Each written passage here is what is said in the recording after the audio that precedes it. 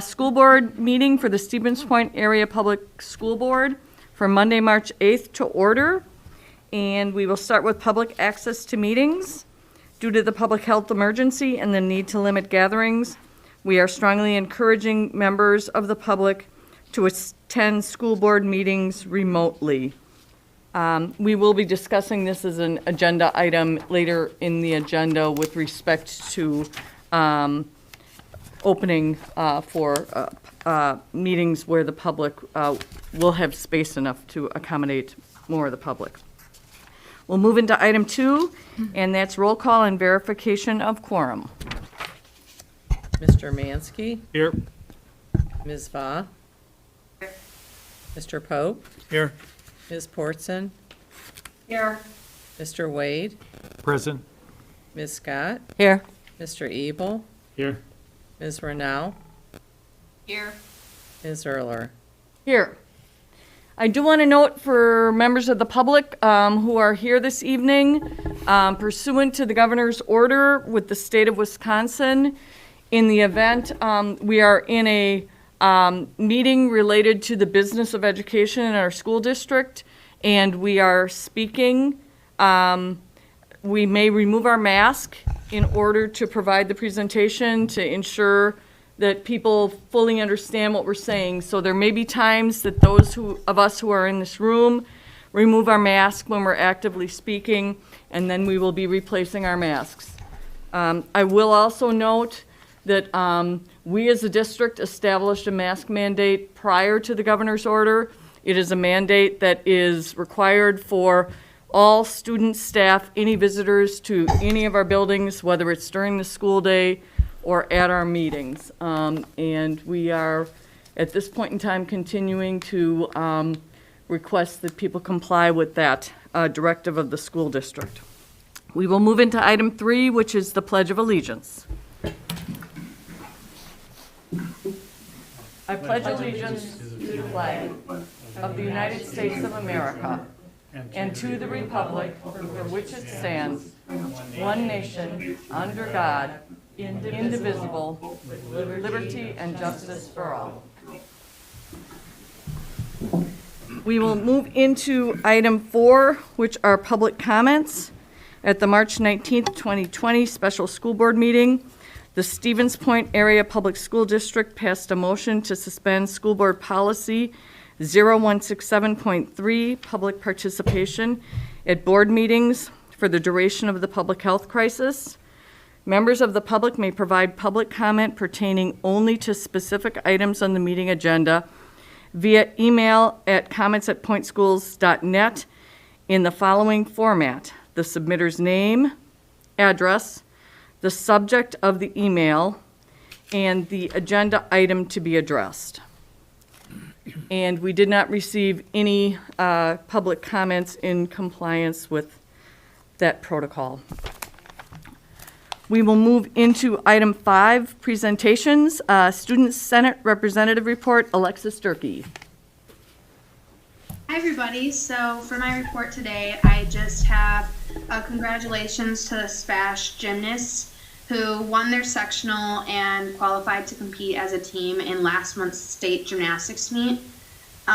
Tomorrow is the ACT test for all of the SPASH juniors. So all juniors from both cohorts, including the OLC students, will come to SPASH to test, and the sophomores and seniors will be having an e-learning day. All students were invited to take a virtual field trip of Mid-State Technical College tomorrow as an e-learning option, and as of this afternoon, over 60 students had signed up for that.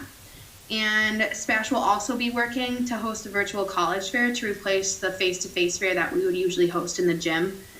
And the alternative fall sports season continues to start for different teams. So today was the first day for football practice and girls tennis. So I'll be updating you next month on how all of that is going. And most scholarships were due last month, so we will be hearing in the next few weeks and months the names of students who were selected to win and receive the scholarships. And I believe that will conclude my update. Do any board members have any questions for Alexis? No. Thanks, Alexis. Thanks, Alexis. We will move into item B, which is communication report. Sarah O'Donnell. Hi, thank you. The communication dashboard is included in your packet. We continue to see increase in social channel impressions, engagements, and link clicks. We continue to see a slight uptick in followers on par with what we would expect to through the winter months. We did also see higher than expected media coverage. That's been a theme for the year, specifically around COVID response for vaccination clinics, returning 712 students 4 days a week in April. And then we saw quite a bit of weather-related coverage in early and mid-February with some school closures that we had. 4K registration for the 21-22 school year began on February 22nd. I'm pleased to share that as of Friday, we've received 363 enrollments, 24 of those representing open enrolled students coming into our district. That is slightly higher than we typically see at that point or in that first kind of week of enrollment, which puts us well on our way to hit what we would expect to see for a typical student body at incoming 4K of right around 500 students. Point of Discovery School also kicked off their enrollment campaign for students entering 6th through 11th grades. This month we'll continue to see heavy focus on virtual Q&A opportunities for interested families.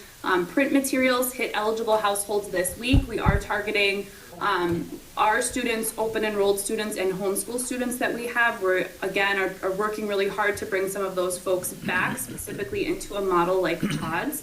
And I want to give a really big thank you and shout out to the PODS student media team. They're working really hard to curate some really creative and engaging content and stories for those social media channels. And providing really great feedback and insight on not only the campaigns, but daily life from inside the school as well. And then finally, Dr. Hirschbrenner will be sharing additional programming and logistics relative to summer school. But I did want to share that the course catalog went live today on our website. So folks will be able to access the information for summer school there. We will get communication out to enrolled families early this week, and then registration will begin that first Monday following spring break, which is March 29th. Do any board members have any questions of Sarah with respect to her report? Sarah, I know you gave us the 4K numbers. Do we have any idea about kindergarten yet for next year? I don't specifically, typically we do preview days in April. Okay. I don't imagine we'll be doing those how we typically do, but that's when we start to see some more solid numbers of students coming into kindergarten. Okay. Corey, you may be able to answer that a little better than I am able to. Yep, we are making some adjustments to our visitation days. We're going Sure. to do some virtual visitation days. Those are going to happen April into May.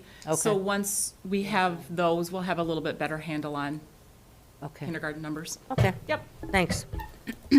So Sarah, I know you indicated that that a number of the 4K providers had put together some really good video. I mean, are we seeing good traffic with respect to taking a look at those? Yeah, I think so. When we take a peek at, where that traffic is coming in, the way that it's mapped, I can't tell specifically which ones they're clicking on, but they are making it to that landing page.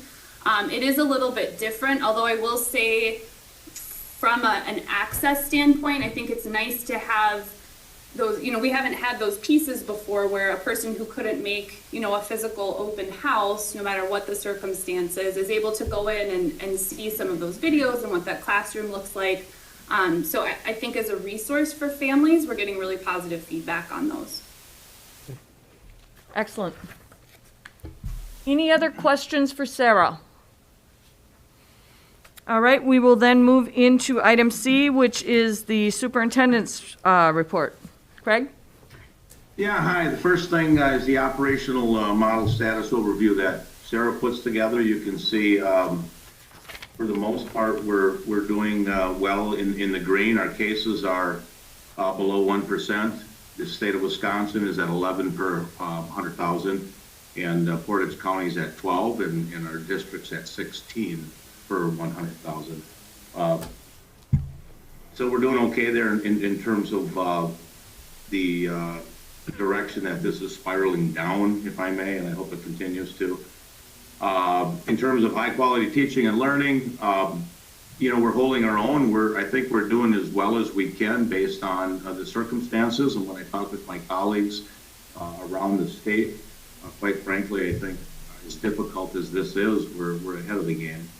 And our operational capacity continues to be going well. We're getting kids to school, we're feeding them, and we're able to staff our buildings, which is all good. Any questions on where we are right now? Corey's going to talk about the case rate here next. So, Is there any questions regarding that? so currently we have 2 students that are positive and 75 students that are quarantined. We have 1 staff member that's positive and 10 staff members that are quarantined. The last time we reported out to you regarding how we compare to the county and how we compare to the state, on February 8th, the district was at 27 cases per 100,000.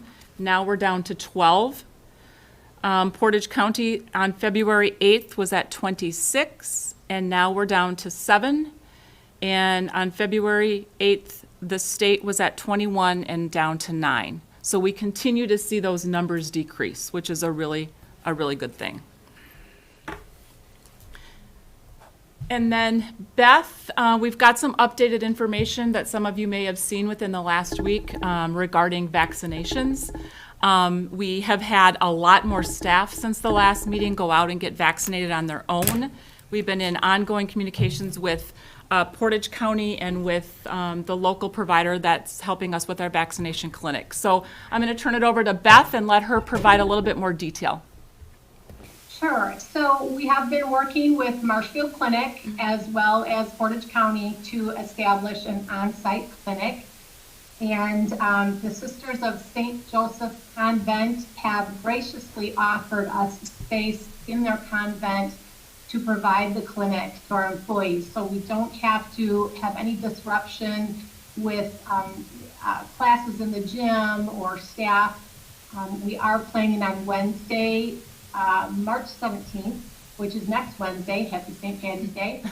And it will run from 8 o'clock to about 4:30, and we'll have staff running through there about every 5 minutes or so. So we're going to get all staff done in one day. As Corey mentioned, several have gone out on their own to get their vaccines. So we are down to 490, I think, Sarah, currently indicating interest in the vaccine.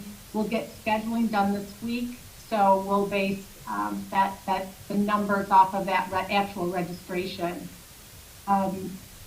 We will have to do a second clinic 4 weeks later because our understanding is we will probably get the Moderna vaccine. So we'll look at scheduling the second clinic the week of April 12th. Hopefully it will be a Friday, but we need to be a little flexible with that. So just want to shout out to Sister Michelle and Sister Judy from the St. Joseph Convent, who've been very gracious with us, and the custodian, Dan, who's moved a lot of furniture around to empty out the room for the actual vaccination site, as well as Gary Garski from Portage County and Kelly Ostrowski from Marshfield Clinic. They're all making this happen for us, and we are extremely excited about it.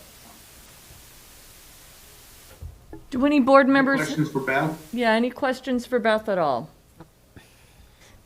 Beth, I have a question. With respect to that, I know there was talk about including substitute teachers as well as student teachers. I guess, is that occurring? And are there any other groups that are regularly in our buildings that we've included in that that vaccination opportunity? Yes, we have included the substitutes. The student teachers, most of them have gotten vaccine through UWSP. So we haven't had a lot of requests for student teachers, but I think we've got close to 25 of our subs signed up. All right, thank you.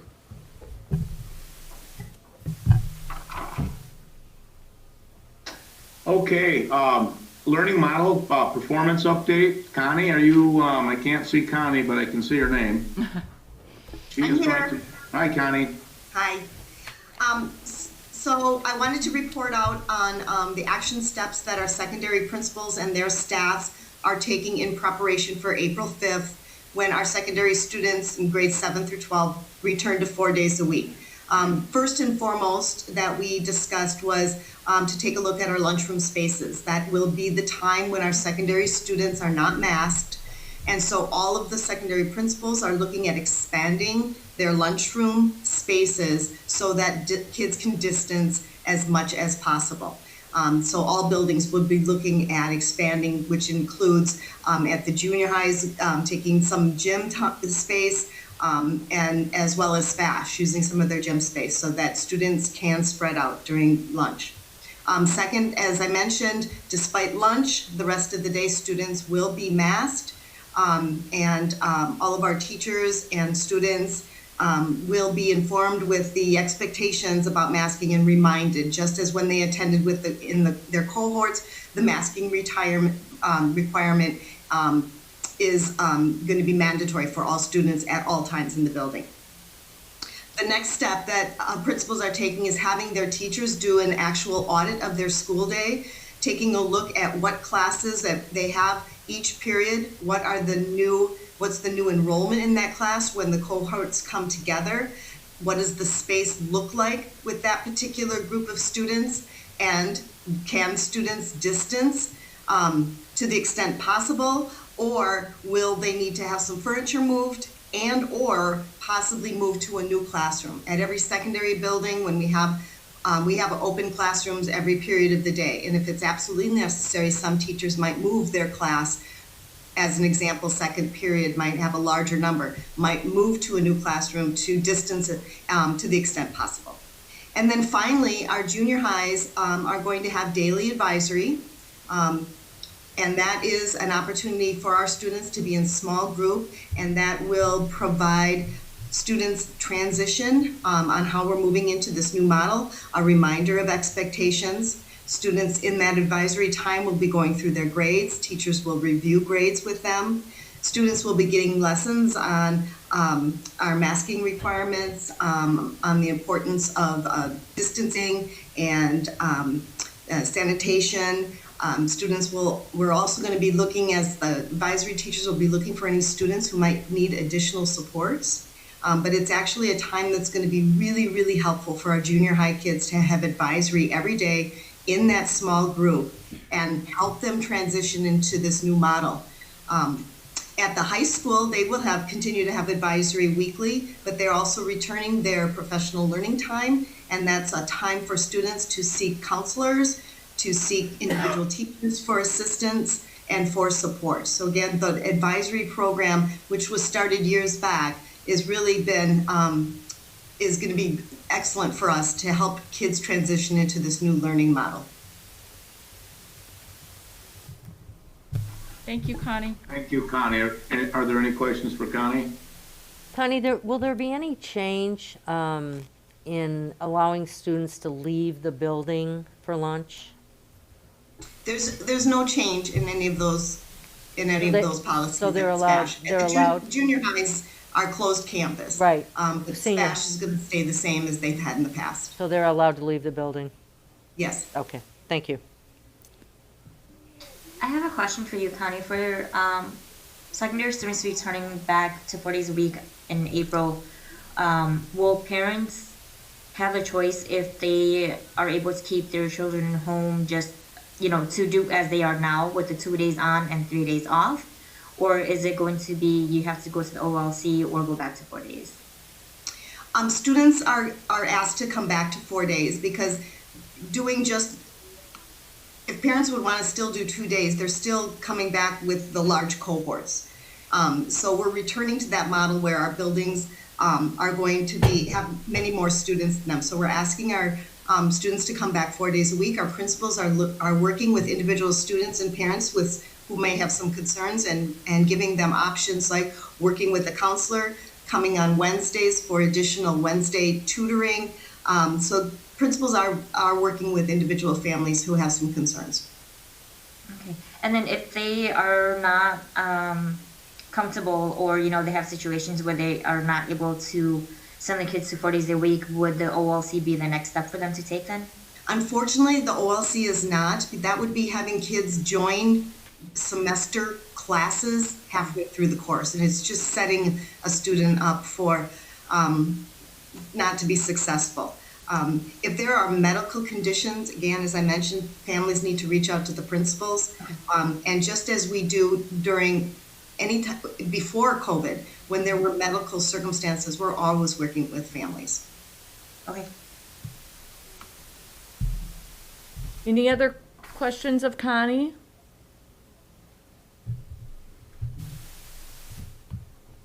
Okay, I think the next thing, Craigie, you were going to address was midterm grade report, or somebody was? I think it's me. Connie was going to. Okay, thank you. So we did, we just have been wanting to give an update in terms of student performance and student grades. And so we ran the mid-quarter reports for the third quarter, the start of second semester. So just to share with you, it is mirroring what we have seen in past mid-quarter reports and semester and quarter reports, in that kids are either doing really, really well or not. So in our mid-quarter reports, 64%, now I have to share with you, these percentage reflect the grades posted, not number of students. These are grades posted. So if you can imagine, 3,000 plus students times 6 to 7 grades posted. So we're talking about a really large number. 64% of those grades posted are A's and B's, and 20% were failures. Now I have to share that it's not, typically we will see some higher failures at mid-quarter because some of our classes and some of our teachers, there might only be in that 4-week period a couple grades posted. So if a student missed assignment, if it's not in the grade book yet, you can see why that grade would come out to be an F, because there's just so few grades. But still, it's reflective of what we've seen in other quarters and mid-quarters, and in our hope, and because we did see that students that were attending versus the e-learner were performing more, we're hoping that we're going to see at fourth quarter very different numbers when kids are attending in person.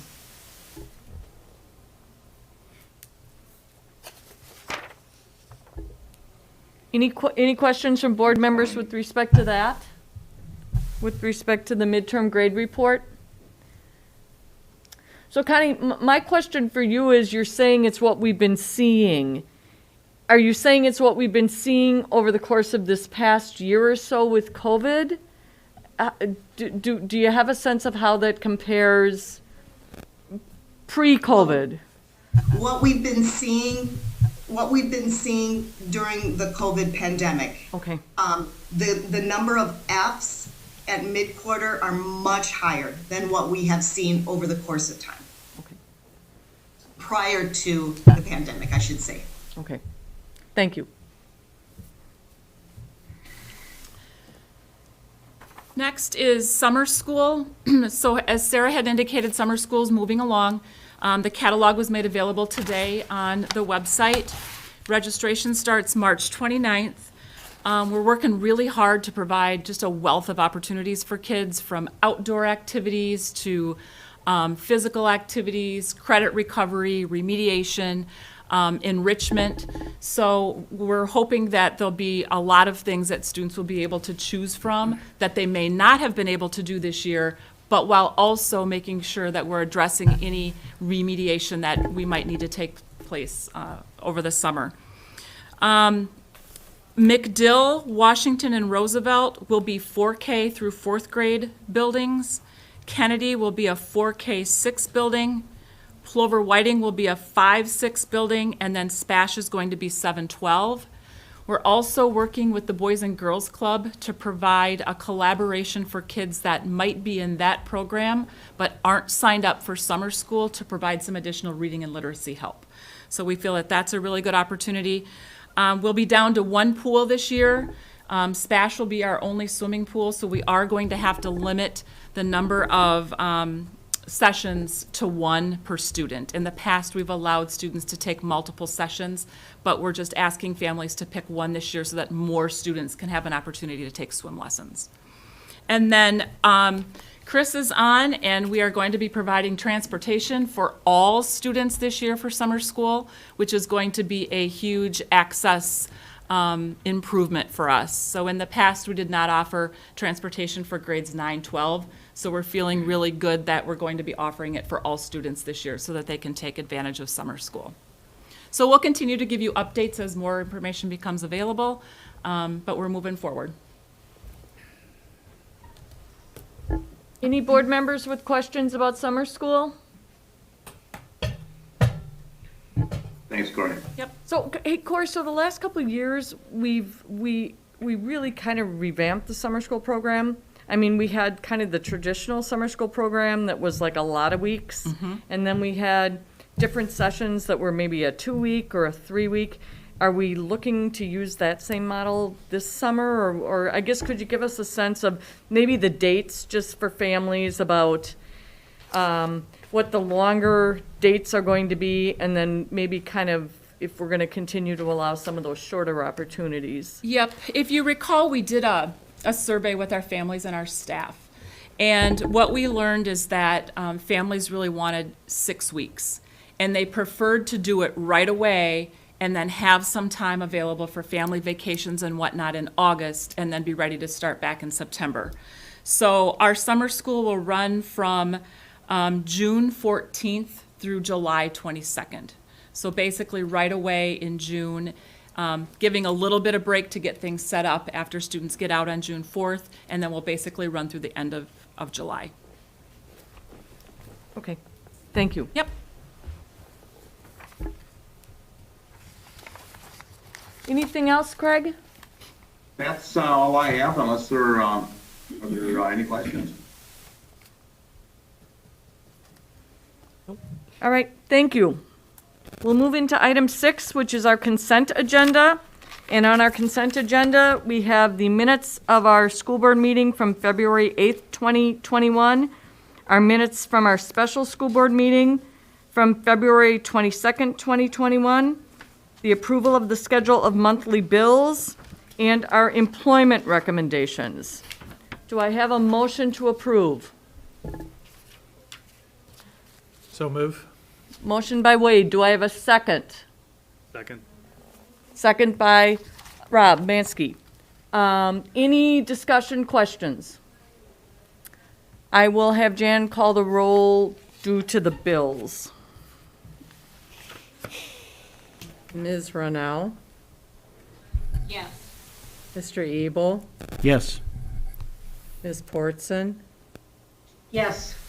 Ms. Scott, Yes. Mr. Wade, Yes. Mr. Pope, Yes. Ms. Ba, Yes. Mr. Mansky, Yes. Ms. Erler. Yes. Thank you. We'll move into item 7, and I will turn it over to Mike Wade as the chair of the Business Services Committee.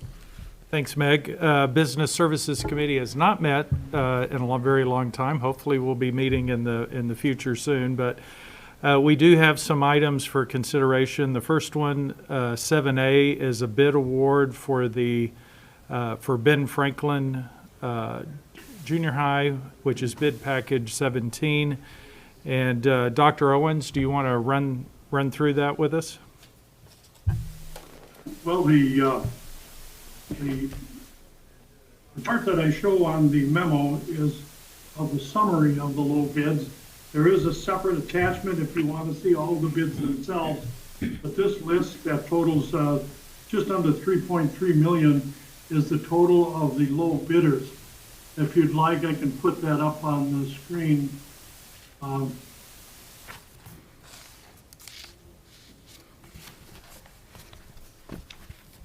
Can you see that? No, we're not seeing anything, Tom. No. Okay, stand by. Stand by.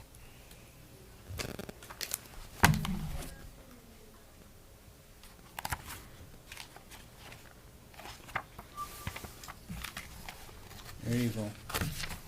How about now? Yep. Good. Yep. Okay. That sounds good. All right, scrolling down then, this table here is showing the low bidders. And at the bottom of the memo, you see this attachment, Ben Franklin tabulation. That's a separate document in your packet. That shows all of the bidders who put in.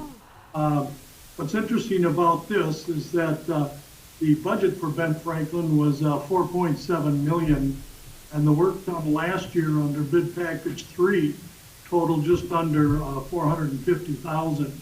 So that, along with this 3.3 million, and the remaining allowances, and there's a one item to bid, it's 124,000, around, not too big, puts Ben Franklin under budget by just under 700,000. So that was quite good news, and gives us some additional flexibility for some things we need down the line. So we would recommend that you approve this bid in the amount of $3,291,532. Tom, is this all of the work to be done at Ben Franklin? Pretty much. As I mentioned, there's one bid item left that has to do with lighting, and then there are some allowances left, and they total $318,484. Otherwise, yes, except for that.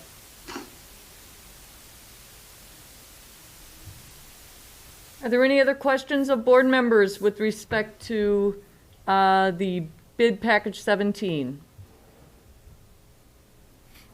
So I would be looking for a motion to approve the bids for Ben Franklin Junior High School as shown above, totaling $3,291,532. So moved. Motion by Scott. Do I have a second? Second. Second by Judy Random. Okay, so we have a motion and a second. Are there any discussion or questions on the motion? All those in favor with aye? Aye. Aye. Aye. All those opposed with nay? The motion passes unanimously. The next item, 7B, is a roof bid for Bliss. Tom, would you like to tell us about it?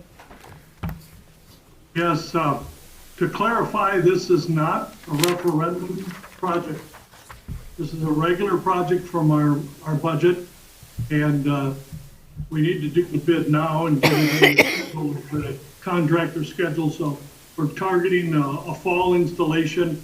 The roof is in need of replacement. There's some places there where leaks need to be taken care of, and et cetera, some water, wet insulation, et cetera.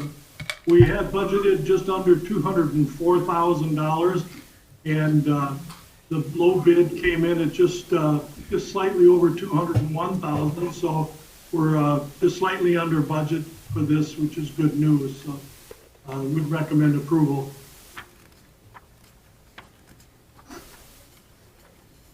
I'll move to accept the bid of Maurer Roofing for the Bliss Roofing Project in the amount of $201,230. Is there a second? Second. Second by Scott. Any discussion or questions on the motion? All those in favor with aye? Aye. Aye. All those opposed with nay? The motion carries unanimously. The next item is 7C, an RFP for Audit Services. Tom, you want to describe this one as well? Sure. About every 3 to 5 years, we bid out, I think we're in our 5th year, we bid out our audit services. We prepare an RFP and send it out. This year we sent it out to the 4 main companies, CPA companies that work with school districts in the area and deal with that: Clifton, Larson, Allen, Hawkins, Ash, Kerber, Rose, and Whiffley. We did receive replies We sent it out January 6th. We did receive replies from 3 of the 4, as indicated there. The bids were opened at 1 p.m. on February 10th. And we just noted the bids were there, they were on time, who sent them in, and just basically what the total was without any further exploration at that point. The next day, we gathered a committee together. It consisted of Mike Kurtz, myself, and Linda Gnerlich, our supervisor of purchasing and external grants. And each of us independently reviewed each RFP from each company that submitted a bid. And we completed a pre-designed form, which can be found, let's see, well, the audit form, yes, it can be found in a copy of the blank audit bid, which is in your background if you want to look through that. But we each independently completed that form down through the technical point stage, and then we began to have discussions relative to our thoughts on the various RFPs. The table we put together here shows some of the more finite data. We did not, Kerber Rose did not submit a number of hours that we expected. They actually came in at less than half of what we believe would be the number of hours that they actually needed to do. Hawkins Ash was much closer, but didn't completely fill out the form the way we thought. We were missing from Kerber Rose the audit proposal form, so they didn't actually technically didn't complete the RFP appropriately. These are all good companies. All would, I'm sure, do a fine job in the audit, but based on our technical points and scores and some of the considerations of what we consider to be important aspects of the audit, we felt that Clifton Larson, obviously they have an advantage because we've been dealing with them for years, but clearly they knew the hours were more closely aligned. 295 was much more realistic in the number of hours that we required. And basically the difference in cost between the two that did submit it more appropriately, $21,000 and $22,500, there's only a $1,500 difference. We just didn't feel that it would necessarily be wise to change course with the Clifton Larson we've been with years. Just felt it made more sense to continue. I thought it was in the best interest long-term for the district to continue in this particular case with Clifton Larson. Perhaps the next time around, in 3 to 5 years from now, we bid this again, situation may be different. And we'll take a look at these companies again. But our recommendation of the committee is to accept Clifton Larson as the auditor for the next 3 years according to the RFP. I want to make it clear that the RFP did allow for 1-year extensions, so it could be up to 5 years potentially, but with 3 for sure.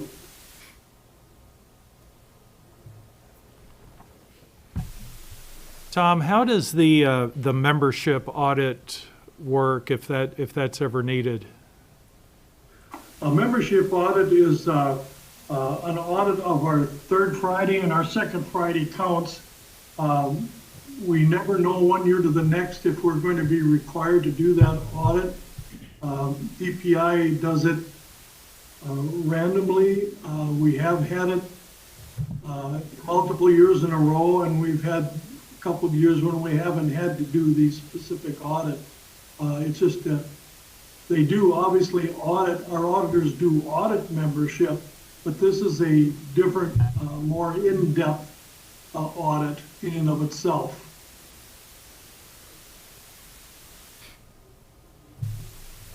And does Clifton Larson Allen change their audit team so that you see different individuals or different auditors, or how does that work?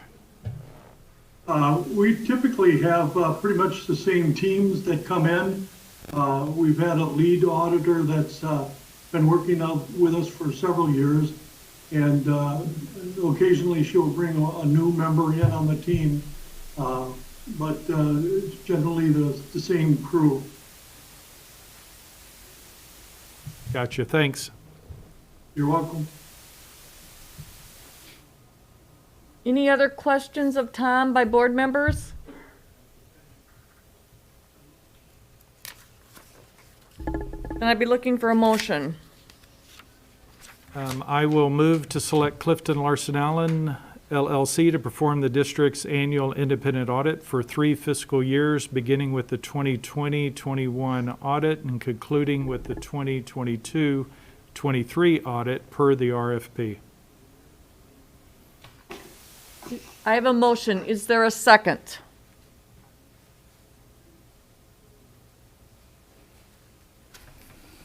Second. I have a second by Ebel. Are there any discussion or questions on the motion? Hearing none, all those in favor with aye? Aye. All those opposed with nay. The motion carries. The next item, 7D, financial summary, referendum progress report.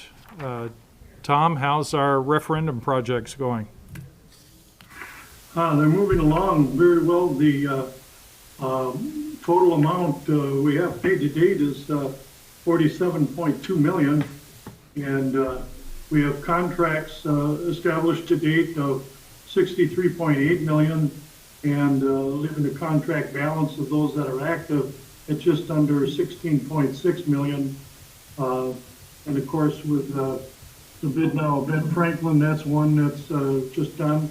Last meeting, we had another school that came online, and so we're moving along quite well. Lots of activity. You keep everybody jumping, and it's still moving.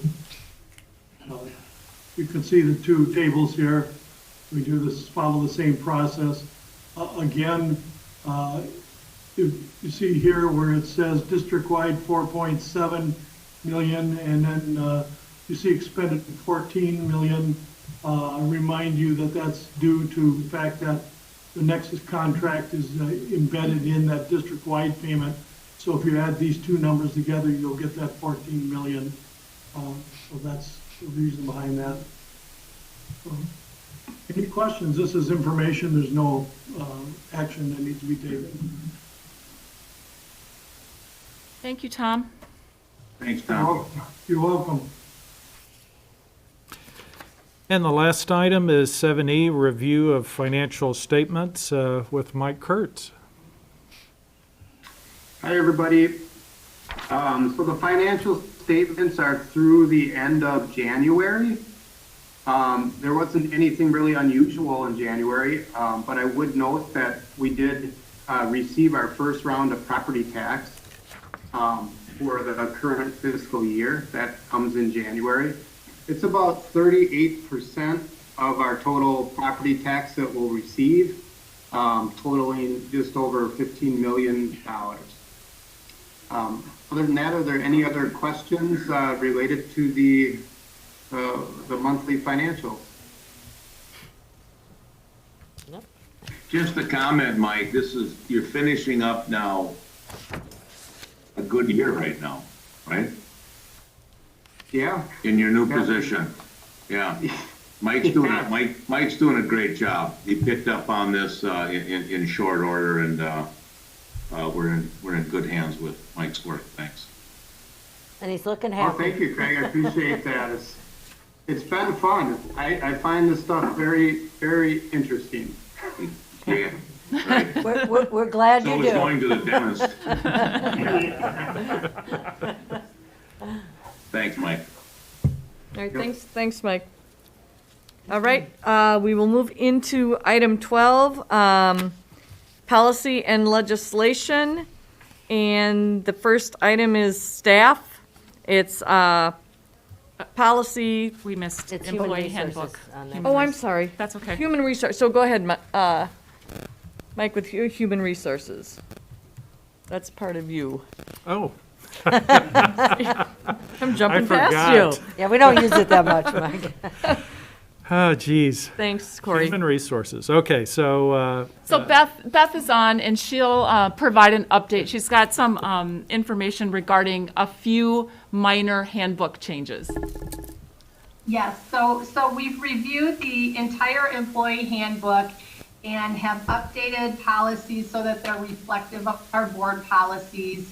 We've done some general cleanup so that all of our references to the employee handbook policies are with the current NEMO policy numbers in the board policies. We did add 3 new policies to the employee handbook, which are very similar to the board policies, and that was the nursing mothers, threatening behavior towards staff members, and use of personal communication devices. So if you compare those to the board policies, you'll see that they're almost identical.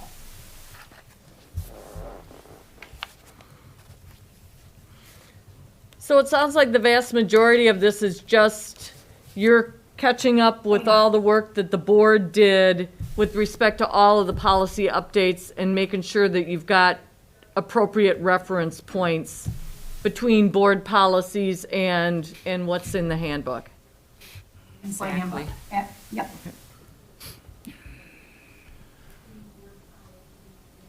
Any questions of Beth with respect to that? This is an action item as well. Yep. I'll move to approve the employee handbook as presented. Is there there's a second by Judy. Any discussion or questions? Hearing none, all those in favor with aye? Aye. Aye. Aye. Any opposed with nay? The motion passes. We'll move into item 12, policy and legislation. And it's staff policy 3161 and 3122.01. And I guess, Beth, could you provide us with the background behind this? Yes, so the unrequested leave of absence fitness for duty policy, that policy was initially presented by Neola to the Policy and Legislation Committee. And at that time, it was recommended to refer that to legal counsel for review. And that review has been completed, and those changes are also the drug-free workplace policy. We had legal counsel review that as well, because we wanted to include the reasonable suspicion testing to the general employee population. It's currently in the policy that deals with those that have a CDL. And so in order to be sure that we were within our employer rights and compliant with the ADA and HIPAA, we had legal counsel review that as well. So those changes are presented there too. Beth, what's a CDL? Commercial driver's license, Thank you. sorry. That's okay. So, are there any questions of Beth with respect to either of these policies? I had a question about 3161. There are a couple places where I was reading through this, and I think, let's see, the second paragraph, the board authorizes the superintendent or designee to place a staff member on an unrequested leave of absence if there is a reason to believe that the staff member has been exposed to a communicable disease. I think if it says communicable disease, there should be a medical person involved in this decision. So where it says we authorize a superintendent or designee, I would think that you could say superintendent and medical person, maybe a school nurse or some other medical person. Well, I could use as an example our current pandemic. when we believe that somebody has been a close contact within the classroom or in any of our buildings, we do request that they remain out of our buildings for 14 days. Now, that may not, include a medical diagnosis at the time, but because they were a close contact, before they could return to the buildings, then they would have to either be tested or go to their healthcare provider. So that language covers us in those situations. Obviously, we can't predict what other pandemic might happen at some point, but we would want the ability to keep people out of the buildings if we felt that they were contagious or that it could harm other staff members. Well, that's specific to COVID, but this says exposed to a communicable disease. And I think the superintendent's not a medical person, and I think that a medical person should be involved in that particular decisions to say a particular person. Yeah, and I would guess that we would also follow whatever the CDC recommendations are. And again, it's COVID now, but it could be something different in the future. And that person may not, have a medical issue, but they may have been exposed to someone that did. So I don't know necessarily that having somebody that has medical background is absolutely necessary in that case. Well, I think if it's you, it's absolutely necessary, if it's a particular person. Because I understand with COVID, CDC has put out its regulations, we all understand those, but apply it to any communicable disease, I don't know. I'd rather have a medical person making that decision in concert with the superintendent. I don't want to lay it all on the superintendent who, may think that's a communicable disease and then maybe it isn't. I don't know. They're not a medical person.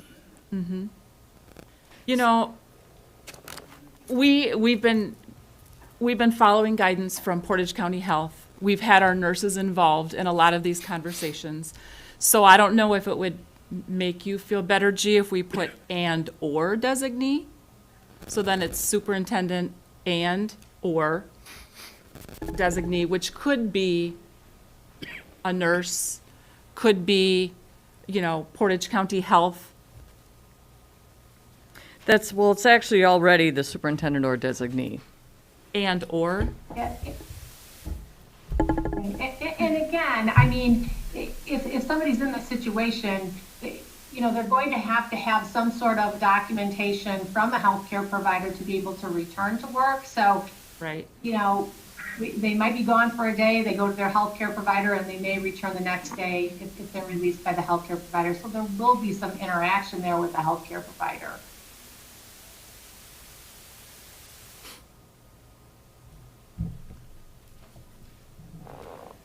Are we, Beth, are we aware of any other circumstance where this has happened? Not to get into specifics or anything with respect to confidentiality, or is this really, because again, it's not a mandatory situation. It's the board authorizing the superintendent to be able to do so. But I guess I'm questioning if this is happening all the time or if this is really being prompted by COVID. Because I believe it's being prompted by COVID. Yeah. The protocol for COVID is well understood, and we all know it. We see it all the time. I'm thinking of other possible circumstances. For example, when you say a communicable disease, and then later on in the third paragraph, I circled due to a medical condition on the third line. Whenever it involves medical conditions or communicable diseases, I think that should come from a medical person. Now, again, I would say the superintendent and a medical person. I would not say or, but maybe it could be something that is not common, that we don't all know the protocols for. I would assume a superintendent would find out from a medical person before they take any action, but I would rather have and in there rather than or. Later on in that paragraph, it does also say an illness. Anywhere it says medical conditions, I would want a medical person involved in that. Now, there are other instances where the superintendent is an expert, but in the case of illnesses. I'm obviously far from an expert when it comes to the people's health care, but COVID, and if we were to do what you're asking, G, I think earlier we had identified 10 staff members that were quarantined and one positive, for example. I'd have to have a medical professional weigh in on whether or not we can put this person on a 14-day quarantine when the CDC guidelines are outlining that we need to do this. I don't know if that's the responsibility of our school nurse. I would argue that wouldn't be appropriate. And then we would start getting into having, sending people that need to be quarantined because of close contacts to a doctor's office. It just would get extremely cumbersome. Yes, this is absolutely a reaction to COVID-19 right now. We're trying to protect ourselves as we move forward and continue to deal with this. But I'm thinking that would get extremely complicated, and we wouldn't have the time. And when we want to quarantine someone, or we have to, we might not be able to get this done by the next day. And so, what would that individual do? Come to work when there's a close contact? We don't want that. It just gets complicated. We can bring this back. Did we bounce this off legal counsel? Yep. Yeah, all of the changes in red are from our legal counsel. Yeah, I would highly recommend that we approve this. Well, I had one more. Okay. Sure. On the back page in the first paragraph, third line down, says about any related records to be released to the district, the superintendent, or the designee. I would ask to strike out district, because I don't know who that means. If you're going to release medical records, I would think you'd want to know who they're released to. So you're recommending to strike out district and so that it would read to be released to the superintendent or designee? Yes. Did you hear that? I'm sorry, that's on the last page? That's on the second page top, and it's just G is requesting that it would be that any related records to be released to delete the district and to have it to be released to the superintendent or designee. Beth, I'm fine with that. I don't have a problem with that. You would be the designee. Right. Yeah.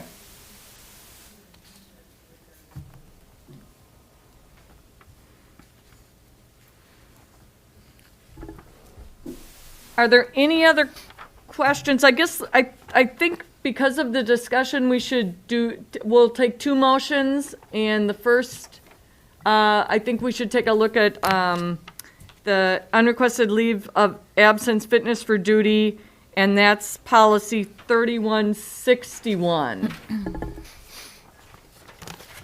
And I guess I'm looking for a motion. Well, I guess, is there any more discussion or questions with respect to this proposed policy?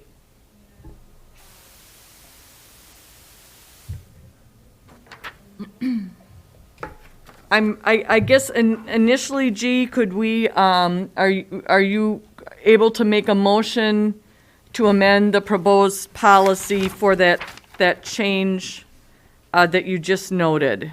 I will Motion try on the floor to, my very best. We don't have a motion yet. so you need a motion first, and then you need the motion to amend. Oh, that's correct. You're correct. I'm sorry, Jeff, you're correct. Okay, so I guess I'm looking for a motion to approve the policy, and then we can entertain any proposed amendments. So it would be a motion to approve the unrequested leaves of absence fitness for duty school board policy 3161. So moved. Motion by Scott. Do I have a second? Second. Second by Ebel. Are there any discussion or motions for amendment? Is this where I say? This is where you get it. Thank you. Well, I move that we remove the word district from the 1, 2, 3, 4, fifth paragraph, third line. Do I have a second to that? Second. I have a second by Scott. Is there any discussion or questions on the amendment? All those in favor with Pope's motion to amend with aye? Aye. Aye. Any opposed with nay? Okay, now we are looking at the motion with the original motion with the amendment. Is there any discussion or questions on that original motion with the amendment? So all those in favor with aye? Aye. Aye. Any opposed with nay? The motion is approved. So now we are taking a look at the drug-free workplace policy 3122.01. Any questions to Beth with respect to that proposed policy? Hearing none, I am looking for a motion to approve the drug-free workplace policy 3122.01 as presented. So move. Go for it. I have a motion by Wade and a second by Ebel, because they were kind of tied for the motion. Any discussion or questions on that motion? Hearing none, all those in favor with aye? Aye. Aye. Aye. Any opposed with nay? That motion carries. Moving into item 13, general. A is reinstatement of policy 0167.3. At the March 19th, 2020 meeting, the board approved to suspend policy 0167.3, public participation at school board meetings, in response to the public health emergency and to maximize the safety of the board members and the community. Since that time, all public comments have been submitted to the board via email and read aloud at the meeting. It is the recommendation that with the number of COVID cases continuing to decrease, the progress in the distribution of vaccines throughout the community, and the return of secondary students to in-person learning 4 days per week, it is an appropriate time to allow public attendance and public comments at school board meetings. It would be our intent to move board meetings to SPASH temporarily to provide more space for board members and the public for social distancing because of the small size of this room. As we all know, a number of our board members haven't been attending, as well as members of administration. Our established safety protocols will continue to be enforced, including the mask requirement and social distancing. We will continue to make accommodation for any board members who prefer to attend remotely.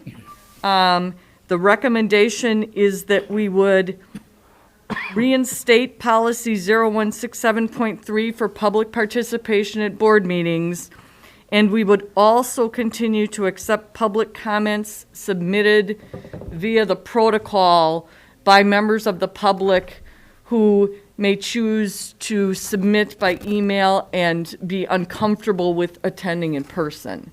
So what we're looking to do is, practically speaking, starting in April with our April board meeting, we will move our board meetings to SPASH.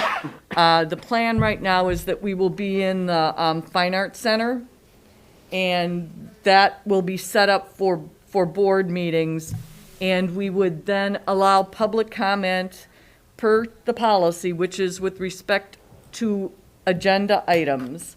And we would also continue to allow email during the ongoing public pandemic for people who are more comfortable with submitting comments that way.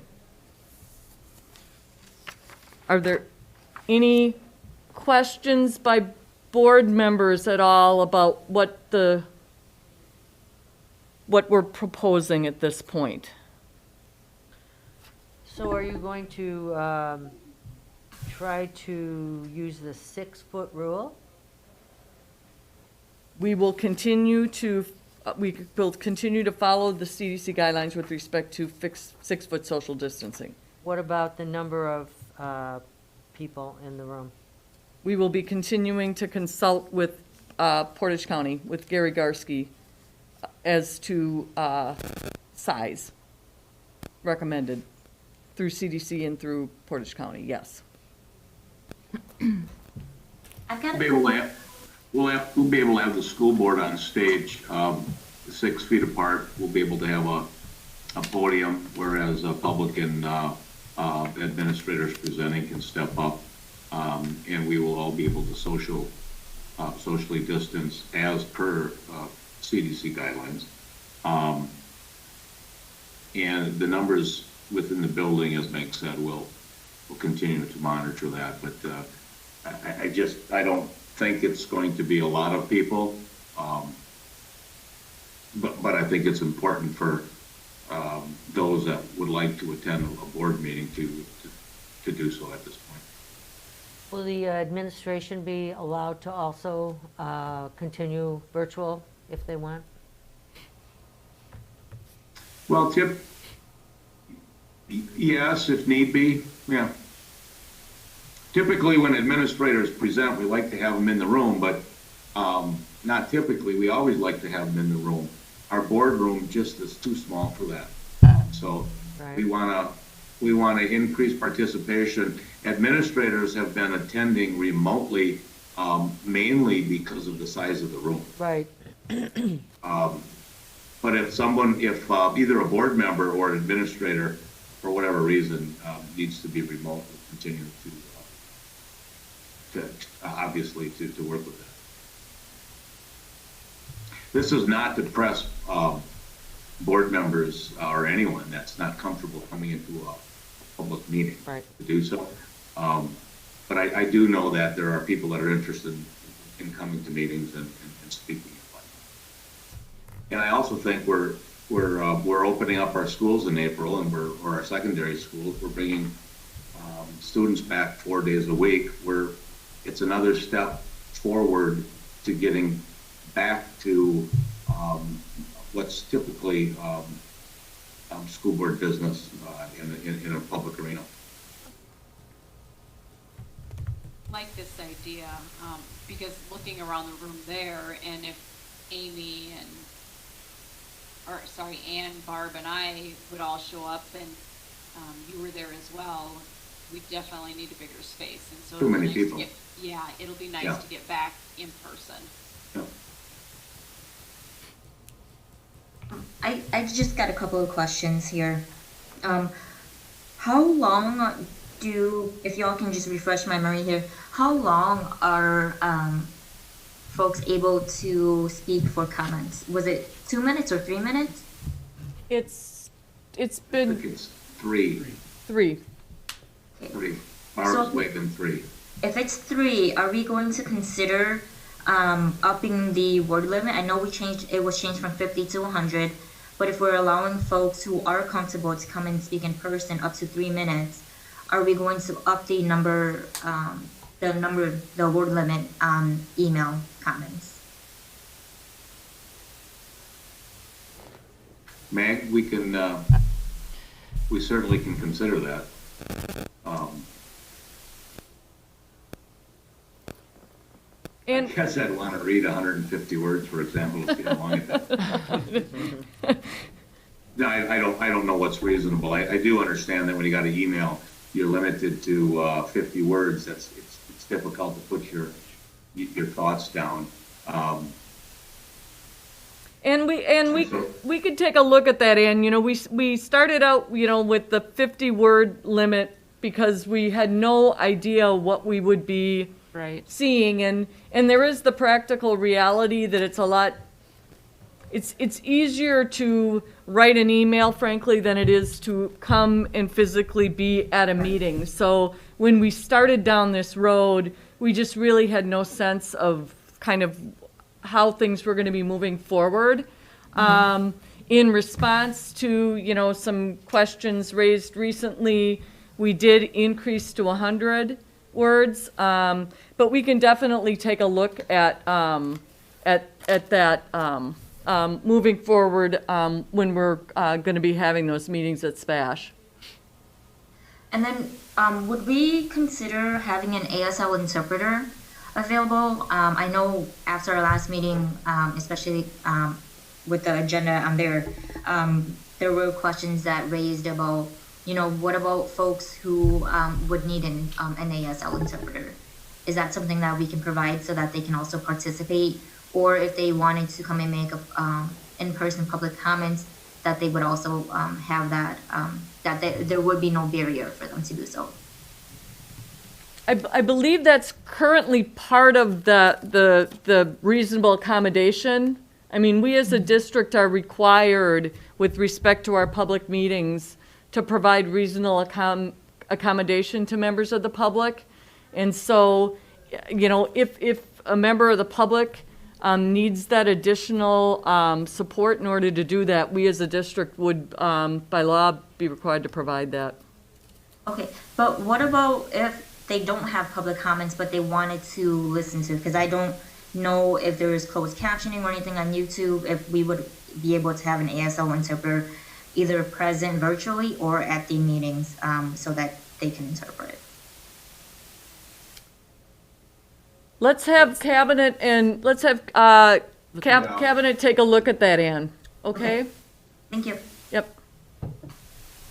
Are there any other questions with respect to what we're proposing? And again, that would be starting with the board meeting, our regular board meeting in April, and then moving forward indefinitely.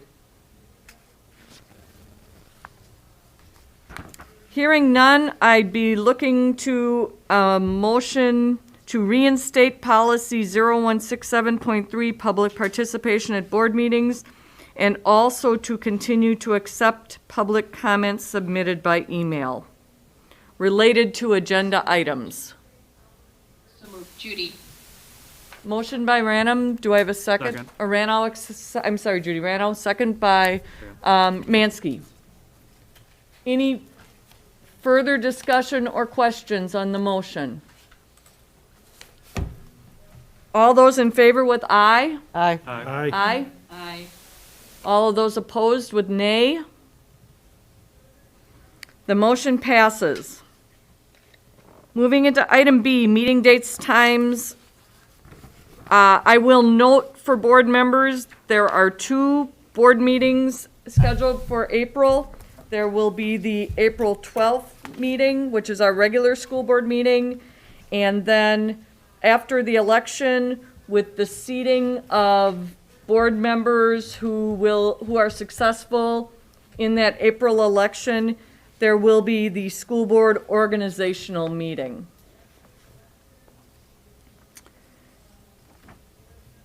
And I guess at this point, I'm looking for a motion to adjourn. Can I ask just one question? Yep. What about the diversity and equity thing that we were gonna do? Is that, as the date popped up for that So or what anything? we again, we weren't able to do it in clearly March, and so what we're pondering, G, is because the election's gonna happen first week of April, that we would be looking to have that board, whatever the board moving forward is, that we would allow them to have that training.